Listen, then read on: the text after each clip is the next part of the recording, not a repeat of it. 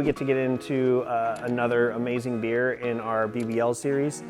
This one is called Cherry Chocolate BBLs. It's just, I mean, it is what the name says. Like, it is just loaded with flavors, but also it's loaded with these really, really like fresh, tart berries and cherries with like a nice kind of bitter, creamy chocolate that just comes through so nice with the balance of these. Much like the yellow BBLs, we treated this one in a very similar fashion where we actually took our sour stout base, we fermented it with the fruit. So the fruit isn't just an addition, it's actually a fermentation through the process that was then blended with our imperial stout. Blended to taste so that we get this nice balance where one doesn't overtake the other, but you get this nice level of tart and kind of sour stout with the fruit, and then this just like creamy, boozy, chocolatey, almost like dark, like dried fruit stout that then kind of blends into this really nice, this nice balance of it.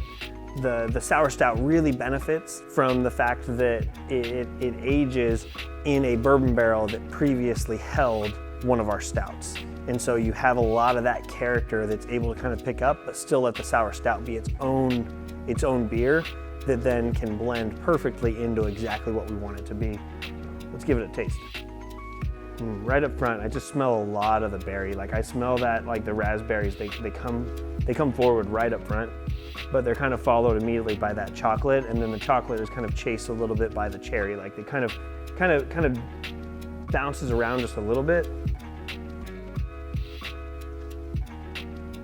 Yeah, and the taste matches exactly too. Like, you get a lot of that raspberry, get a hint of some chocolate, and then you get this kind of like nice tart cherry right on the finish, but it still has this nice smooth taste, just the body and the mouthfeel coming from that imperial stout blended in as well.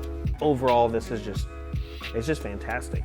Great balance, and I think it's a great execution of a lot of different stuff being in one bottle that should probably compete with each other, but they actually kind of stand alone and balance each other out really nicely.